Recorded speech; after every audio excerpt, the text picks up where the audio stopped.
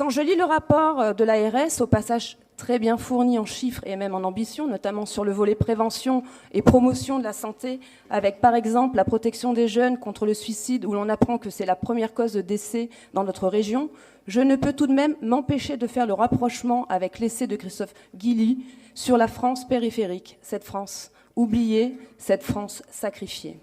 Ce rapport parle de logique de parcours de santé, moi je dirais plutôt de parcours du combattant.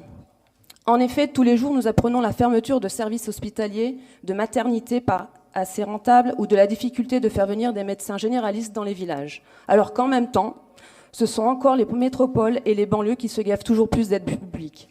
Il est indéniable qu'il faut le meilleur en matière de santé pour nos anciens qui sont l'âme de notre civilisation. Ils sont les gardiens de nos traditions et nous devons faire le maximum pour qu'ils nous quittent d'une façon digne et non pas dans des mouroirs comme c'est souvent le cas. C'est pour cette raison que nous soutenons vos propositions au cas par cas lors de commissions permanentes sur des dossiers relatifs à la santé, notamment sur la lutte contre les déserts médicaux, fléaux de notre région. Force de proposition, on vous a même proposé d'améliorer votre politique régionale avec notre vœu sur les traitements anticancéreux, car pour nous, c'est l'intérêt général qui prime. Mais votre posture politique a pris le dessus. Un grommellement de hors compétence a été votre seule et unique réponse. Ce rapport part du principe qu'il faut créer de grands pôles rassemblant des services de santé par spécialité afin de créer les fameux groupements hospitaliers de territoire pour des questions de rentabilité. Déficience, mot-clé de ce rapport. Vous oubliez tout de même un facteur important, la proximité. Il est certain que cela nous handicapera dans toutes les situations d'urgence, car les hôpitaux ne seront plus dotés du personnel et de l'équipement nécessaire. Le cas du décès malheureux aux urgences de Reims en est un triste exemple. En 2018, en France, on meurt aux urgences.